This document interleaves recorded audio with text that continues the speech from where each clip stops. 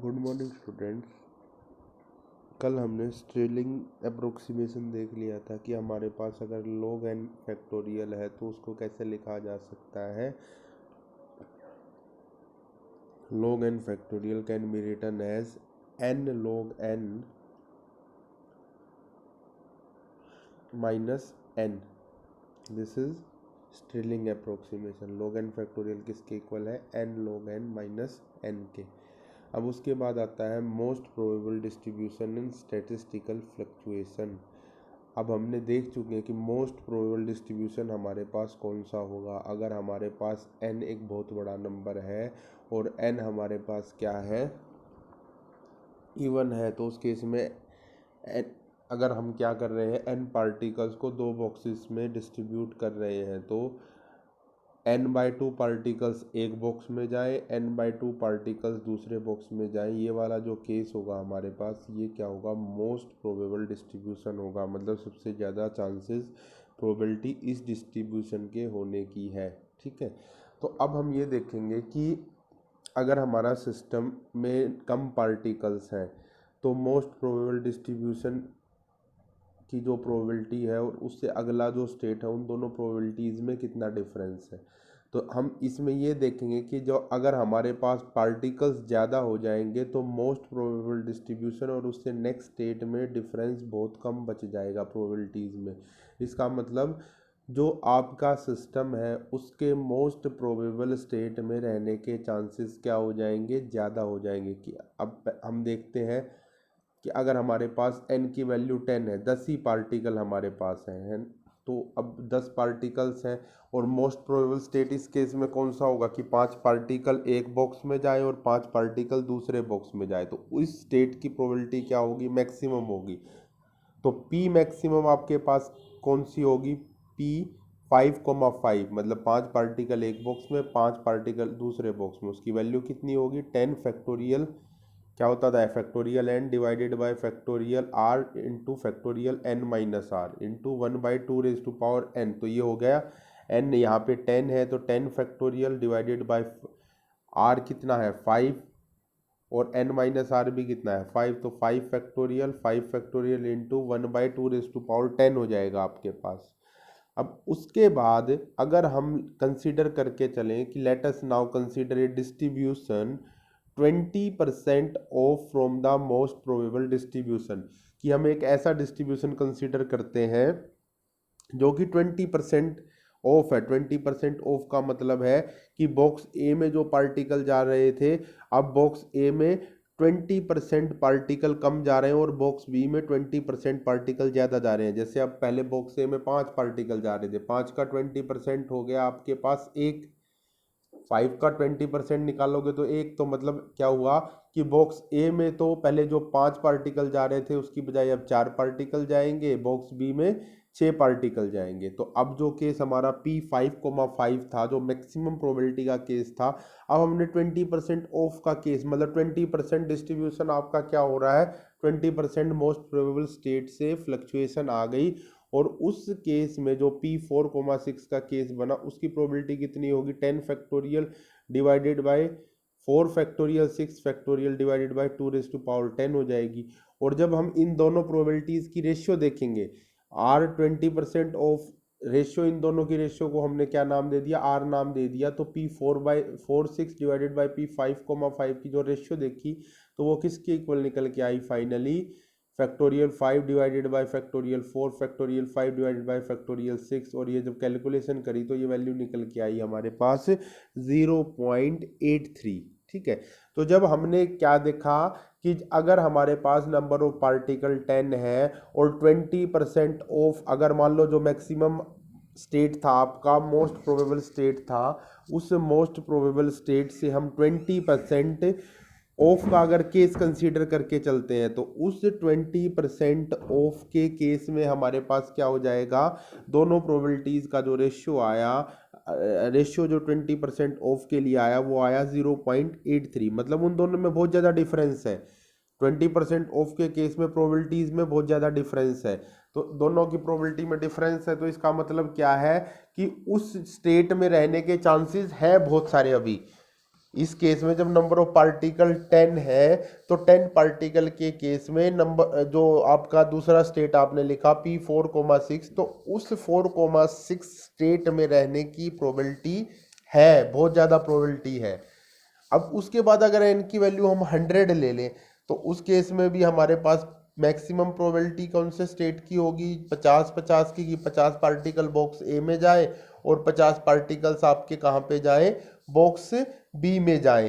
तो उस केस की प्रोबेबिलिटी आपके पास कितनी हो जाएगी, 50,50 की n की वैल्यू तो अब 100 होगी, 100 factorial divided by 50 factorial into 50 factorial into 1/2⁻100। ठीक है।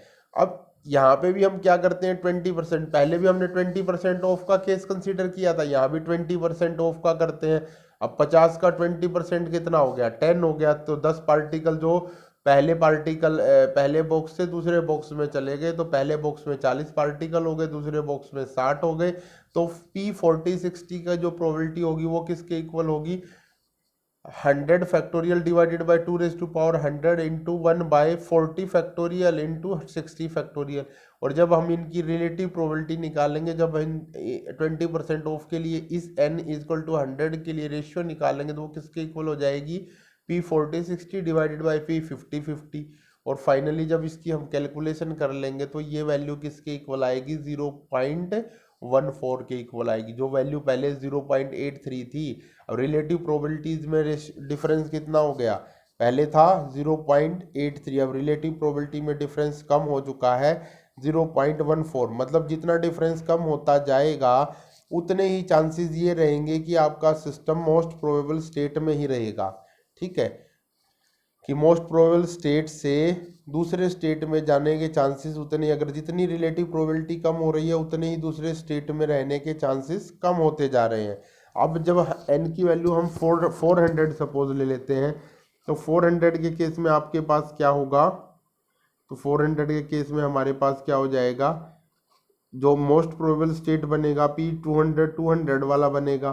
तो P200 वाले स्टेट के लिए प्रोबेबिलिटी आपकी हो जाएगी 400 factorial divided by 200 factorial into 200 factorial into 1/2⁻400। और फाइनली ये हमारे पास जो प्रोबेबिलिटी आएगी, सॉरी, जो आपका अगर 20% ऑफ के लिए इसमें प्रोबेबिलिटी देखें तो 200 का 20% कितना हो गया, 200 का 20% कितना हो गया, 200 का 20% हो गया आपके पास 40। तो मतलब 40 पार्टिकल बॉक्स से दूसरे बॉक्स में चले गए, तो पहले बॉक्स में 160 पार्टिकल बच गए और दूसरे बॉक्स में आपके पास 240 पार्टिकल हो गए। ठीक है, तो ऐसा केस हुआ। तो उस केस R160-240 के लिए क्या हो जाएगा, 400 divided by 160 factorial divided by 240 factorial into 1/2⁻400। और फाइनली क्या हो जाएगा, जब आप इसकी रिलेटिव प्रोबेबिलिटी निकालोगे तो ये बन जाएगी P160-240 डिवाइडेड बाई P200 और ये हो जाएगा, क्योंकि 1/2⁴ से 1/2⁴ कट जाएगा, बच क्या जाएगा, और 400 फैक्टोरियल से 400 फैक्टोरियल गया तो बच गया 200 factorial into 200 factorial divided by 160 factorial into 240 factorial. Finally जब आप इसकी कैलकुलेशन करोगे तो आपकी ये वैल्यू निकल के आएगी 10⁻⁻5 के ऑर्डर की। तो ये देखो कि जो वैल्यू पहले 0.83 थी, पार्टिकल आपने बढ़ाए वो वैल्यू हो गई 0.14, फर्दर फिर पार्टिकल आपने बढ़ाए तो वो वैल्यू होगी 10⁻⁻5। यहाँ इसका मतलब यहाँ से क्या बात निकल के आती है, यहाँ से बात निकल के आती है कि आपका अगर नंबर ऑफ पार्टिकल ज़्यादा हो जाएंगे तो जो आपका मोस्ट प्रोबेबल स्टेट था उससे किसी दूसरे स्टेट में आपके सिस्टम के जाने के चांसेस कम हो जाएंगे। मतलब हम पढ़ क्या रहे थे, most probable distribution and statistical fluctuation. Statistical fluctuation क्या हुई कि मोस्ट प्रोबेबल स्टेट से दूसरे स्टेट में जाने के चांसेस कितने हैं, उसको हम क्या बोल रहे हैं, स्टैटिस्टिकल फ्लक्चुएशन। तो हमारे पास अगर नंबर ऑफ पार्टिकल 10 थे तो स्टैटिस्टिकल फ्लक्चुएशन ज़्यादा थी, क्योंकि रिलेटिव प्रोबेबिलिटी की वैल्यू आ रही थी 0.83। जब हम क्या किया, हमने नंबर ऑफ पार्टिकल्स को 100 कर दिया, तो उस केस में आपके पास क्या हुआ, जो स्टैटिस्टिकल फ्लक्चुएशन थी वो और कम हो गई, क्योंकि रिलेटिव प्रोबेबिलिटी की वैल्यू और कम हो गई। और फाइनली जब आपने नंबर ऑफ पार्टिकल को 400 कर दिया तो जो रिलेटिव प्रोबेबिलिटी की वैल्यू थी वो तो 10⁻⁻5 हो गई, मतलब statistical fluctuation from most probable state अब और ज़्यादा कम आपकी हो चुकी है। ठीक है, अब इसमें एक जनरल केस हम डिस्कस कर लेते हैं। ये तो हमने एक specifically number of particle mention कर दिए कि हमने नंबर ऑफ पार्टिकल 10 लिए, 100 लिए, 400 लिए। अब एक जनरल केस हम डिस्कस कर लेते हैं कि हमारे पास क्या है, n पार्टिकल है और जो मैक्सिमम स्टेट है, मोस्ट प्रोबेबल स्टेट है, वो कौन सा है कि n/2 पार्टिकल्स तो आपके बॉक्स ए में जाएं और n/2 पार्टिकल्स आपके कहाँ जाएं, बॉक्स बी में जाएं। n/2 पार्टिकल्स आपके बॉक्स ए में गए और n/2 पार्टिकल्स ही आपके किस में गए, बॉक्स बी में गए। तो आपके पास मैक्सिमम प्रोबेबिलिटी कौन से स्टेट की होगी, n/2 इसको हम बोल देंगे और इसकी वैल्यू हो जाएगी n factorial divided by n/2 factorial का होल स्क्वायर इंटू 1/2n। अब हम मान लेते हैं कि इस मोस्ट प्रोबेबल स्टेट से थोड़ा सा आपका डिस्ट्रीब्यूशन क्या हो गया, डिस्टर्ब हो गया।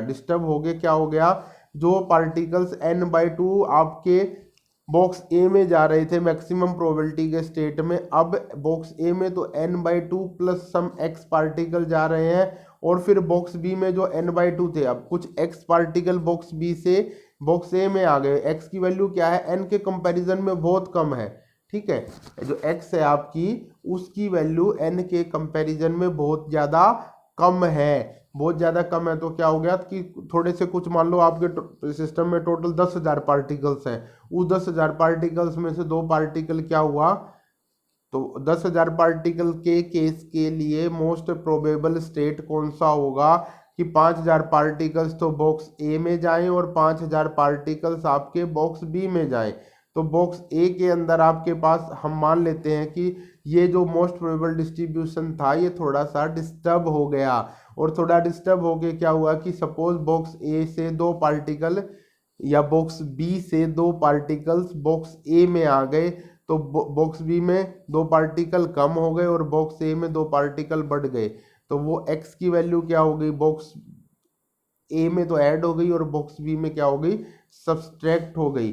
तो ये अब नया जो स्टेट मिला px, इसकी प्रोबेबिलिटी क्या होगी, 1/2 की power n into NC n/2 plus x, क्योंकि पहले बॉक्स ए में अगर n/2 पार्टिकल जा रहे थे, अब वो n/2 प्लस x हो गया है, तो उसका जो नंबर ऑफ माइक्रो स्टेट बन जाएंगे वो NC n/2 प्लस x बन जाएगा। तो प्रोबेबिलिटी बन जाएगी 1/2n into NC n/2 plus x, और ये इसको ओपन करके लिखेंगे तो क्या हो जाएगा, n factorial divided by n/2 plus x factorial multiply with n minus n/2 plus x का फैक्टोरियल इंटू 1/2n, और ये बन जाएगा आपके पास, जब n minus n/2 plus x करोगे तो ये बन जाएगा n/2 माइनस x फैक्टोरियल। तो ये बन गया आपके पास n factorial divided by n/2 plus x factorial into n/2 minus x factorial into 1/2n, और ये किसके इक्वल हो जाएगा। फिर हम क्या करते हैं, इसमें n/2 से ही n/2 फैक्टोरियल के स्केयर से ही डिवाइड कर दिया और n/2 फैक्टोरियल के स्केयर से ही मल्टीप्लाई कर दिया। तो ये बन गया 1/2 की पावर n, ये बन गया आपके पास 1/2 की power n factorial divided by n/2 factorial का स्केयर, इन ऊपर बन गया n/2 फैक्टोरियल का square divided by n/2 plus x factorial n/2 minus x factorial.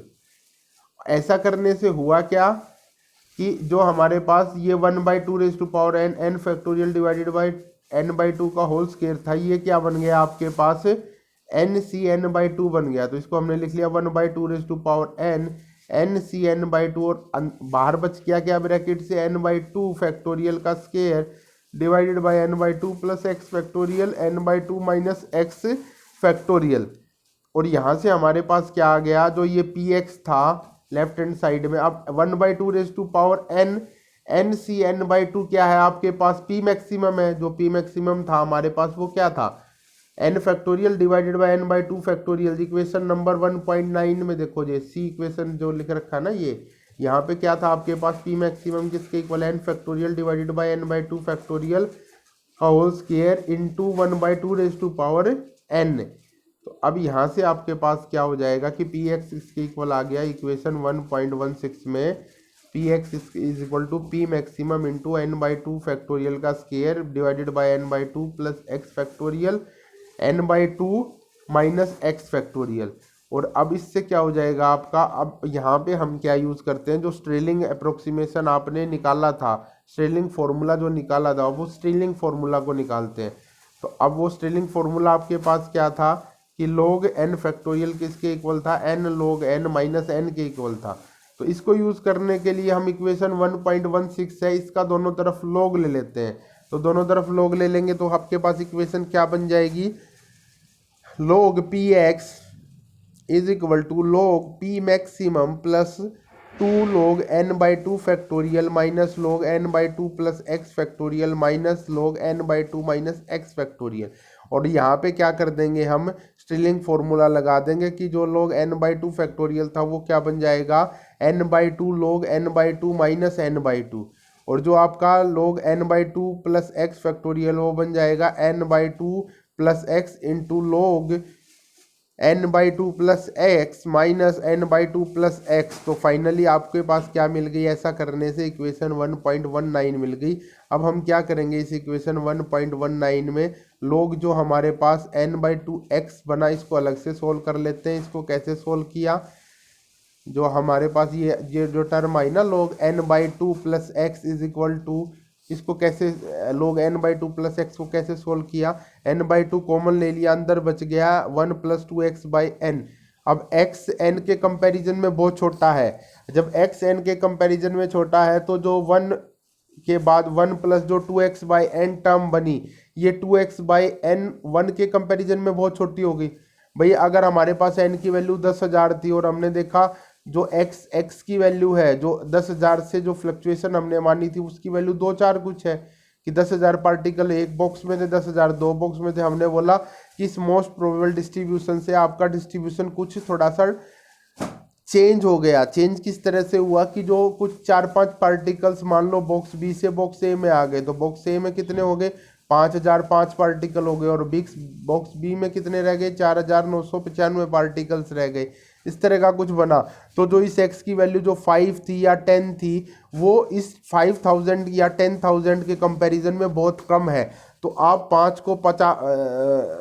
को अगर आप 10,000 से डिवाइड करते हो तो वो वैल्यू बहुत कम आएगी। इसका मतलब वो वैल्यू 1 से छोटी होगी, और जब अगर वो वैल्यू 1 से छोटी होगी तो वहाँ पे आप क्या लगा सकते हो, बाइनोमियल एक्सपेंशन लगा सकते हो। तो ये टर्म बन गई आपकी log, अब n/2 आपने कॉमन लिया था तो ये बन गया था log n/2 into 1 plus 2x/n।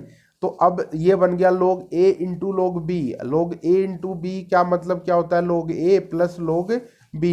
तो ये बन जाएगा log n/2 plus log 1 plus 2x/n। ये आपके पास यहाँ पे बन जाएगा। तो अब ये क्या हो जाएगा आपके पास, फिर log n/2 और जो अंदर log 1 प्लस 2x/n था, इसको आपने क्या कर दिया, टेलर्स थ्योरम से क्या कर दिया, एक्सपेंड कर दिया। तो टेलर्स थ्योरम क्या बोलती है, log 1/1 प्लस एक्स किसके इक्वल होता है, x minus x square by 2 plus x cube by 3 provided that x is very small as compare to 1।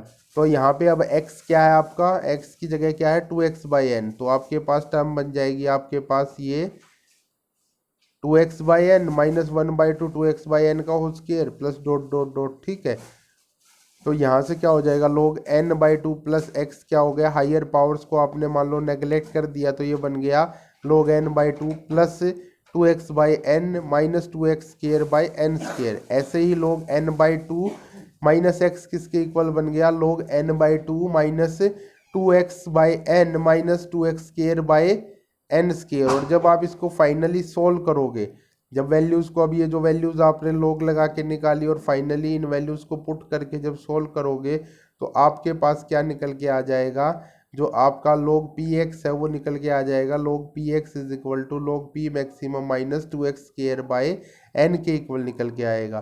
तो अब यहाँ से फिर आगे आप क्या कर लोगे, log px को लेफ्ट हैंड साइड में है और log p मैक्सिमम को भी आप कहाँ ले जाओगे, लेफ्ट हैंड साइड में। तो ये बन जाएगा log p maximum px minus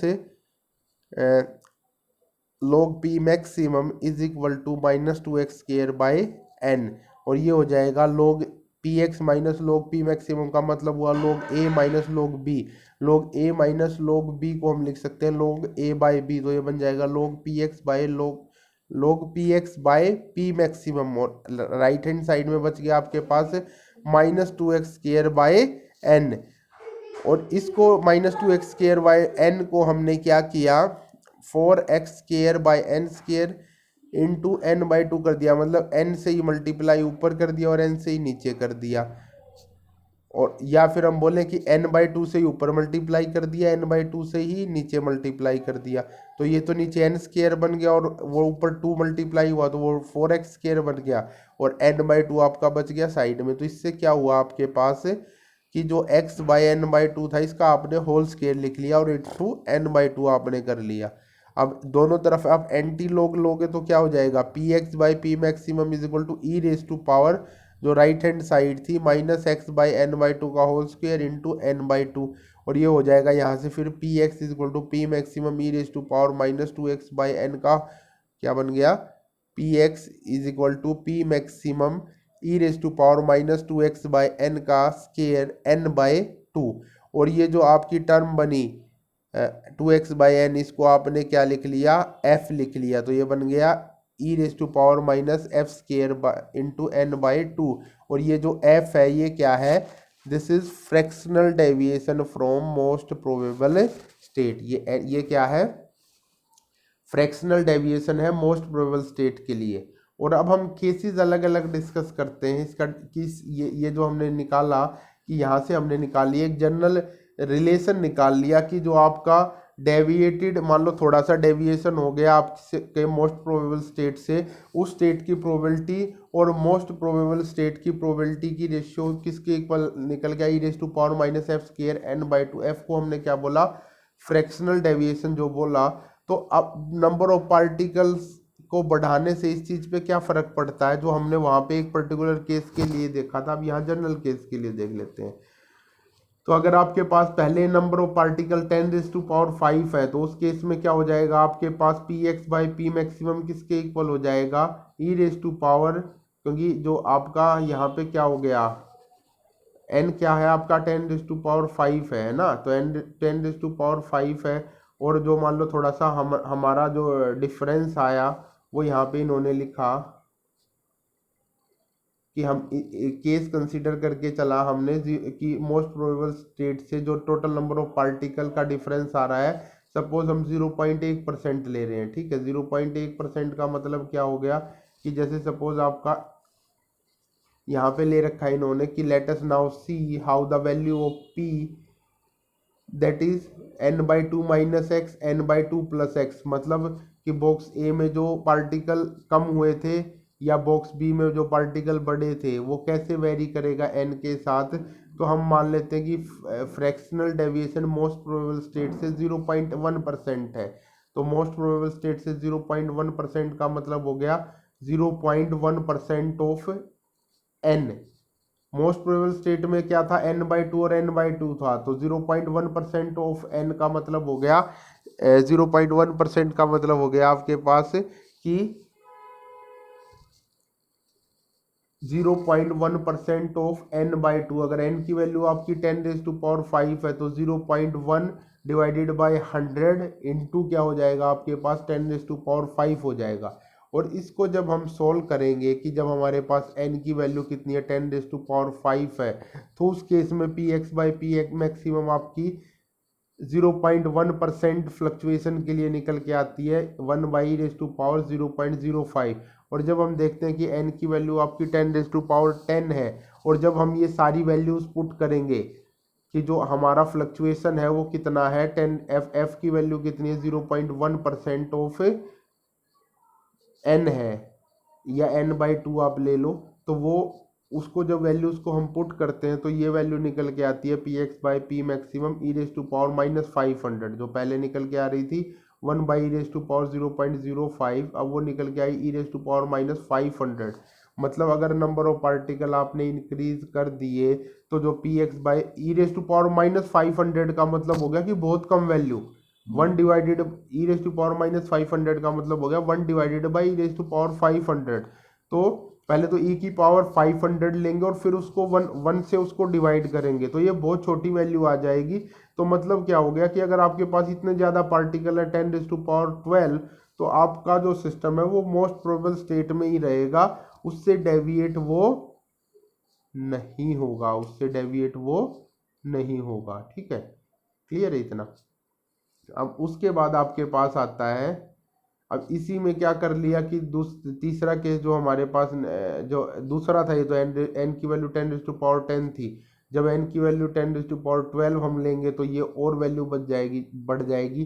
जो पहले 5000 थी वो क्या बन जाएगी, उसमें 2 जीरो और ऐड हो जाएंगे 5000 में, तो वो कितनी बन जाएगी, 5 लाख बन जाएगी। तो वो पी एक्स किसके इक्वल हो जाएगा, P maximum bye e⁻5 lakh. तो ये वैल्यू और ज़्यादा कम हो गई, तो यहाँ पे और चांसेस बहुत ज़्यादा कम हो गया कि आपका जो मोस्ट प्रोबेबल स्टेट है उससे आपको कोई डेविएटेड स्टेट मिलेगा। वो क्या होगा, डेविएशन होकर भी वो क्या आ जाएगा, मोस्ट प्रोबेबल स्टेट में। या फिर हम डेविएशन थोड़ी बहुत हो भी जाएगी, जैसे कि हम पहले मान के चलते हैं कि 5 लाख रुपए हैं, उस 5 लाख के कंपेरिजन में आपके 10 रुपए किसी ने ले भी लिए, आपको एकदम से 5 लाख रुपए मिल गए, और आपसे कोई मांगने के लिए आ गया, भाई मुझे दे दो, भीख दे दो।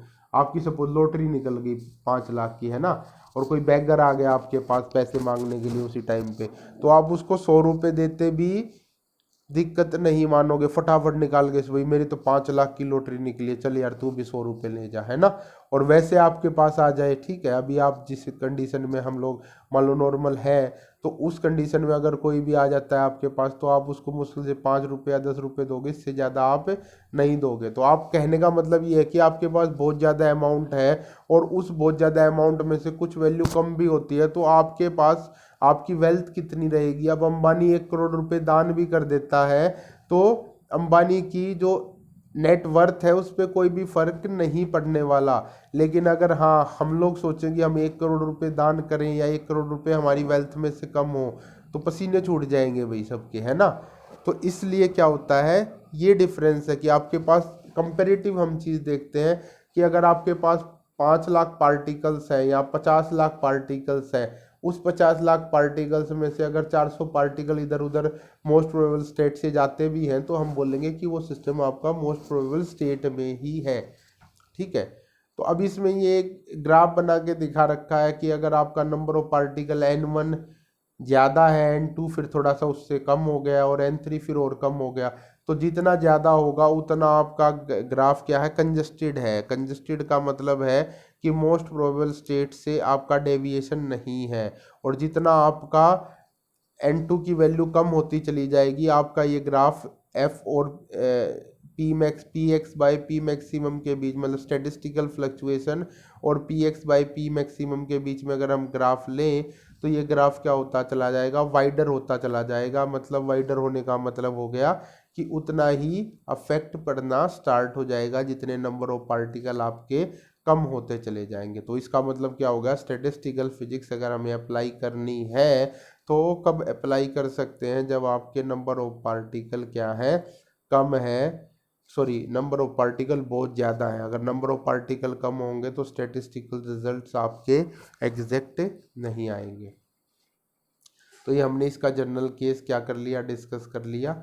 अब हमारे पास आता है सक्सेसिव एंड साइमल्टेनियस इवेंट की। सक्सेसिव और साइमल्टेनियस इवेंट में क्या डिफरेंस है, 2 नंबर का क्वेश्चन इसके ऊपर भी आ सकता है कि define successive and simultaneous event. अब सक्सेसिव इवेंट क्या होते हैं कि जो इवेंट एक के बाद एक परफॉर्म किए जाएं। जैसे आपके पास एक क्वाइन है, ठीक है, आपने एक ट्रायल ली, उसको टॉस किया, आपके पास हेड या टेल आया, ठीक है, तो एक ट्रायल लिया आपने, फिर आपने क्या किया, थोड़ी देर बाद फिर उसी क्वाइन को दोबारा टॉस किया, फिर आपके पास कुछ रिजल्ट आए, फिर थोड़ी देर बाद आपने तीसरी बार उसको टॉस किया, तो आपके पास अब देखते हो आपकी कि 3 टॉसेस में आपके पास कितने हेड आए और कितने टेल आए। या आपने उस क्वाइन को, एक सिंगल क्वाइन को 10 बार टॉस किया, पहली बार टॉस किया, जो भी रिजल्ट आया उसको नोट कर लिया, हेड आया टेल आया, उसके बाद दोबारा ट्रायल ली, फिर जो इवेंट आया उसको नोट कर लिया, फिर दोबारा ट्रायल ली, फिर जो इवेंट आया उसको नोट कर लिया। ऐसे करते करते आपने उसकी 10 ट्रायल्स ली, और 10 ट्रायल्स में जो भी इवेंट आए, इवेंट का मतलब जो भी आपके आउटपुट्स आए, जो भी रिजल्ट आए उसको आपने नोट कर लिया, ठीक है। तो इस तरह के ट्रायल्स को हम क्या बोलेंगे और या इस तरह के जो आपके इवेंट्स आ रहे हैं उसको हम क्या बोलेंगे, सक्सेसिव, कि एक के बाद एक ट्रायल ले रहे हो आप और उसके बाद आपको रिजल्ट मिल रहा है, ठीक है ना। तो उसको हम क्या बोलेंगे, सक्सेसिव इवेंट। तो क्या हुआ सक्सेसिव इवेंट की डेफिनेशन, टू और more events which occur one after the other are known as successive event। जो एक के बाद एक हो उसको बोलेंगे सक्सेसिव इवेंट। जैसे कि हमने एग्जांपल लिया टॉसिंग ऑफ कॉइन का या थ्रोइंग ऑफ डाइस भी हम इसका एग्जांपल ले देते हैं कि आपके पास एक सिंगल डाइस है, आपने पहले थ्रो किया उसको, फिर थोड़ी देर बाद दोबारा थ्रो किया, फिर थोड़ी देर बाद फिर से आपने उसको थ्रो किया, ठीक है। तो ये हो गए आपके पास किसके एग्जाम्पल, सक्सेसिव इवेंट्स के। अब उसके बाद आपके पास आता है सक्सेसिव इवेंट के बाद साइमल्टेनियस इवेंट। साइमल्टेनियस इवेंट्स क्या है, जो जिन इवेंट्स को आप इकट्ठा परफॉर्म करो, कि हमने क्या किया, हमारे पास दो क्वाइंस है, दोनों क्वाइंस को हमने इकट्ठा टॉस किया, या हमारे पास एक क्वाइन है और एक हमारे पास क्या है, डाइस है। तो उस क्वाइन और उस डाइस को हमने इकट्ठा थ्रो कर दिया, एक हाथ से हमने क्वाइन को टॉस किया, साथ के साथ साइमल्टेनियसली दूसरे हाथ से हमने डाइस को थ्रो कर दिया। तो अब जो इवेंट्स आए आपके, जो रिजल्ट्स आए उसको आपने नोट कर लिया। तो इस तरह के इवेंट्स को हम बोलेंगे साइमल्टेनियस, जो एक साथ हो रहे हैं। सक्सेसिव जो एक के बाद एक हो रहे हैं, जो आपके साइमल्टेनियस जो एक साथ होंगे। टू और more events which occur at the same time are known as simultaneous event. ये आपके पास क्या हो गए, साइमल्टेनियस इवेंट्स हो गए। उसके बाद ये सब कुछ इंपॉर्टेंट रिजल्ट्स हैं प्रोबेबिलिटी के ऊपर, ये जो सब हम पढ़ चुके हैं कि हमारे पास अगर मान ले दो इवेंट्स हैं, तो एक इवेंट के होने की प्रोबेबिलिटी P1 है, दूसरे इवेंट के होने की प्रोबेबिलिटी P2 है, तो दोनों इवेंट के इकट्ठे होने की प्रोबेबिलिटी कितनी होगी, P1 इंटू P2, हम उसको मल्टीप्लाई कर देंगे। अगर n इवेंट है, उन n इवेंट्स के इकट्ठे होने की प्रोबेबिलिटी कितनी होगी, P1 P2 into P3 up to Pn। ऐसे ही अगर हमारे पास क्या करना है, हमें कुछ जैसे number of ways in which N distinguishable object can be arrange in order, वो किसके इक्वल होगा, कि हमारे पास n ऑब्जेक्ट्स हैं और उसको हमने आपस में अरेंज करना है, तो कितने तरीके से कर सकते हैं, n फैक्टोरियल। तो ये सारी चीज़ें, ये आपके पास ये 7-8 पॉइंट्स है, ये क्या है जो अभी तक हम पढ़ चुके हैं उसका एक रिविजन है। तो इसको एक बार आप लोगों को सब पढ़ना है। अब उसके बाद आती है इनवर्स प्रोबेबिलिटी। इनवर्स प्रोबेबिलिटी क्या है, N event can occur due to more than one cause. The probability that the event occur due to a particular cause is known as inverse probability। मतलब क्या, अगर एक इवेंट एक से ज़्यादा कारणों से हो सकता है, एक इवेंट अगर एक से ज़्यादा कारणों से हो सकता है और हम ये लेके चले कि ये इवेंट इस पर्टिकुलर कारण से, पर्टिकुलर कोज से हो रहा है, तो उस कोज से होने की उस प्रोबेबिलिटी को क्या बोलेंगे, हम इनवर्स प्रोबेबिलिटी बोलेंगे। जैसे कि अगर आपके पास इसमें हम एक एग्जांपल लें कि हमारे पास क्या है, जैसे कि हमारे पास दो बैग हैं, ठीक है, एक बैग ए है और एक बैग बी है। बैग ए के अंदर भी बहुत सारी वाइट और ब्लैक बॉल्स पड़ी हैं, और जो आपका बैग बी है उसके अंदर भी बहुत सारी वाइट एंड ब्लैक बॉल है। मतलब दोनों बैग्स में बॉल्स भरी हुई है, और दोनों किस कलर की बॉल्स भरी हुई है, वाइट और ब्लैक कलर की। बैग ए में भी वाइट और ब्लैक कलर की बॉल्स हैं, और बैग बी में भी आपकी वाइट और ब्लैक कलर की बॉल्स हैं, ठीक है। तो दोनों में बॉल्स भरी हुई हैं आपके पास। अब आपको एक बॉल निकालनी है, तो अब अगर आप बैग ए से एक बॉल निकालो और वो वाइट बॉल निकले, मतलब अब ये जो इवेंट है, अब मैं बोलूँ आप क्या करो, मैं बोलूँ कि इन दोनों बैग में से आप किसी भी बैग से बॉल निकाल रख सकते हो और मुझे वाइट बॉल निकल के आएगी, उसकी प्रोबेबिलिटी बताओ। तो अब आप क्या कर सकते हो, ब्लैक बैग ए से भी वाइट बॉल निकाल सकते हो और बैग बी से भी वाइट बॉल निकाल सकते हो। मतलब इस इवेंट को आप दोनों तरीके से कर सकते हो, दोनों कारण से ये इवेंट हो सकता है। अगर आप black white ball bag A से निकालोगे तो क्या हुआ, the ball drawn is white from bag A1 A हो जाएगा। अगर आप बैग बी से व्हाइट बॉल को निकालते हो तो क्या हो जाएगा, bag ball drawn from bag B is white. तो लेकिन आपको क्या है, इवेंट क्या है, आपको व्हाइट बॉल निकालनी है। तो उसके दो कॉज हो सकते हैं, दो कारणों से आप निकाल सकते हो कि आप बैग ए से निकाला, वहां से भी आपकी व्हाइट बॉल निकल सकती है, बैग बी से निकाला, वहां से भी आपकी व्हाइट बॉल निकल सकती है। ठीक है, तो अब अब ये चीज दो तरीके से हो सकती है, लेकिन फिर हम बोले कि पर्टिकुलर हम बैग ए से ही निकालेंगे व्हाइट बॉल, तो उसको हम क्या बोलेंगे, इनवर्स प्रोबेबिलिटी बोलेंगे कि दो कारणों में से हमने केवल एक ही कारण चुना, तो इसलिए हम उस प्रोबेबिलिटी को क्या बोल रहे हैं, इनवर्स प्रोबेबिलिटी बोल रहे हैं। अब उसके बाद फेज स्पेस आता है। फेज स्पेस हम पहले भी डिस्कस कर चुके हैं। फेज स्पेस आपके पास क्या, अगर आपके पास एक स्टैटिक सिस्टम है, स्टैटिक सिस्टम मतलब जिस सिस्टम में मोशन नहीं हो रहा, तो आप क्या कर सकते हो, स्टैटिक सिस्टम को पोजीशन स्पेस से भी डिफाइन कर सकते हो। भाई आपके पास एक रूम है, रूम के अंदर बच्चे बैठे हुए हैं क्लासरूम के अंदर, और एक बार बच्चे बैठ गए, फिक्स बैठ गए। अब हमने बोला कि जब तक क्लास खत्म नहीं होगी कोई भी बच्चा अपनी सीट से मूव नहीं कर सकता। अगर आप जब तक आपकी क्लास फिनिश नहीं हो जाती कोई भी बच्चा अपनी सीट से मूव नहीं कर सकता, सभी बच्चे अपनी जगह पे बैठे हुए हैं। तो अगर हमें क्या करना है, बाहर से कोई उस कमरे में आ जाए और उसको बताना हो कि पर्टिकुलर बच्चा कौन सी पोजीशन पे है, तो हम क्या कर सकते हैं, जैसे एग्जांपल लेते हैं कि एक कॉर्नर में ओरिजिन मान लो और उससे आप XYZ पोजीशन बता के आप क्या कर सकते हो, उस बच्चे की पोजीशन बता सकते हो। ठीक है, तो आप केवल पोजीशन स्पेस की हेल्प से उस बच्चे की पोजीशन बता सकते हो। लेकिन अगर वो सिस्टम स्टैटिक नहीं है, डायनामिक सिस्टम है, डायनामिक मतलब टीचर नहीं है, बेंचेस भी नहीं है क्लासरूम के अंदर, ठीक है, बच्चे वैसे खड़े हैं और बच्चों को फ्री कर दिया भाई आप कहीं भी मूव कर लो, तो बच्चे मूव कर रहे हैं। कि अब इस केस में अगर आपको किसी बच्चे की पोजीशन बतानी है तो अकेले पोजीशन से आप उसकी एग्जैक्ट लोकेशन नहीं बता सकते, कि जब तक आपने उसकी पोजीशन देखी वो अपनी क्या कर चुका है, पोजीशन चेंज कर चुका है। आपने बोला भाई ये पर्टिकुलर बच्चे को आइडेंटिफाई कर लिया कि रोल नंबर 10 वहाँ खड़ा है, जैसे ही आप उसकी पोजीशन निकालने गए तो जब तक आपने पोजीशन निकाली रोल नंबर 10 कहाँ पे पहुँच चुका है, पोजीशन ए से पोजीशन बी पे पहुँच चुका है। तो अब आपको अगर उसकी एग्जैक्ट लोकेशन बतानी है तो एग्जैक्ट लोकेशन बताने के लिए आपको क्या करना पड़ेगा, उसकी मोमेंटम को भी कंसीडर करना पड़ेगा। तो जैसे 3 पोजीशन कोऑर्डिनेट थे XYZ, ऐसे ही आपको 3 मोमेंटम कोऑर्डिनेट PX PY और PZ लेने पड़ेंगे। और अब आपके पास क्या हो गए, पहले 3 कोऑर्डिनेट से पोजीशन के, अब 3 कोऑर्डिनेट हो गए मोमेंटम के, तो टोटल आपके पास 6 कोऑर्डिनेट्स हो गए। तो अब आपको अगर किसी की एग्जैक्ट लोकेशन बतानी है, एग्जैक्ट स्पेसिफाई करनी है उसकी कि एग्जैक्ट किस लोकेशन पे है वो, या एग्जैक्ट किस स्टेट में है वो सिस्टम, तो उसको लोकेट करने के लिए आपको इन 6 कोऑर्डिनेट्स को यूज करना पड़ेगा। तो इन 6 कोऑर्डिनेट्स को हम क्या बोलते हैं, फेस स्पेस बोलते हैं। मतलब मोमेंटम स्पेस, जो आपकी मोमेंटम के 3 कोऑर्डिनेट्स हुए उन्होंने तो मिलके बनाया मोमेंटम स्पेस, जो पोजीशन के 3 कोऑर्डिनेट्स हुए उन्होंने मिलके बनाया मोमेंटम स्पेस, सॉरी हाँ मोमेंटम स्पेस।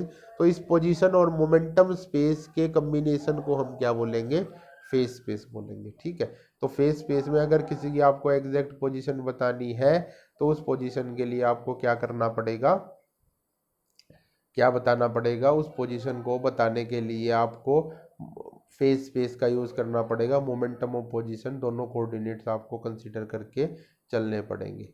अब उसके बाद आता है static and dynamic system. Static system तो वही हो गया जो आपका स्टैटिक रुका हुआ सिस्टम है, जिसमें पार्टिकल्स अपनी पोजीशन चेंज नहीं कर रहे। ना तो वो पार्टिकल, जैसे 2 कंपार्टमेंट्स थे ना तो पार्टिकल एक कंपार्टमेंट से दूसरे कंपार्टमेंट में जा रहे हैं, ना उस कंपार्टमेंट के अंदर मोशन कर रहे हैं।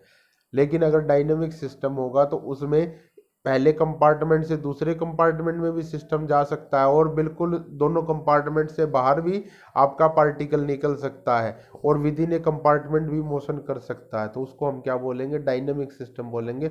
और मोस्ट ऑफ द सिस्टम हमारे पास नेचर में कैसे होते हैं, डायनेमिक नेचर के होते हैं। अब उसके बाद equilibrium of A dynamic system. तो इक्विलिब्रियम में क्या होगा आपके पास, इक्विलिब्रियम ऑफ डायनेमिक सिस्टम में कि डायनेमिक सिस्टम में कंटिन्यूअसली पार्टिकल मोशन कर रहे हैं। कंटिन्यूअसली मोशन कर रहे हैं, तो जो अभी तक हमने पढ़ा ना मोस्ट प्रोबेबल स्टेट, बार बार हम बोल रहे हैं कि मोस्ट प्रोबेबल स्टेट कौन सा होगा, तो वो कंसेप्ट यहाँ पे यूज होगा कि आपका क्या हुआ, आपने गैस एक सिलेंडर के अंदर या एक चैम्बर के अंदर गैस भर के छोड़ दी।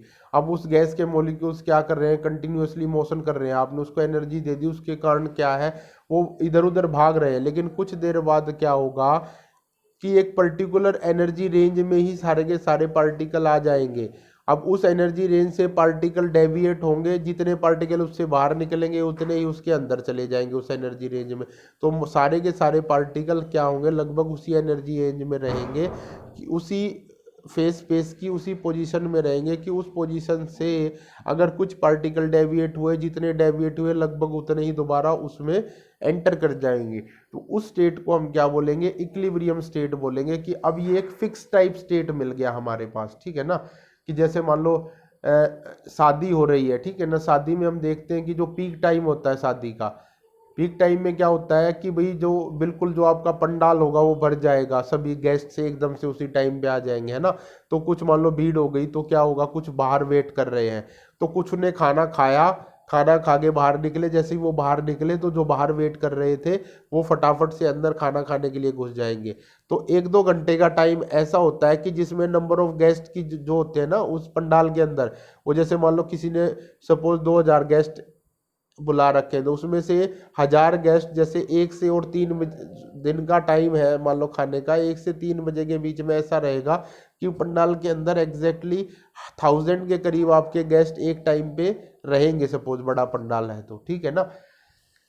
तो वो क्या होगा, आपका मोस्ट प्रोबेबल स्टेट होगा। तो जब नंबर ऑफ पार्टिकल्स आपके क्या होंगे, नंबर ऑफ पार्टिकल्स ज्यादा होंगे, तो वो मोस्ट प्रोबेबल स्टेट जो आपका होगा वही क्या होगा, इक्विलिब्रियम स्टेट बन जाएगा।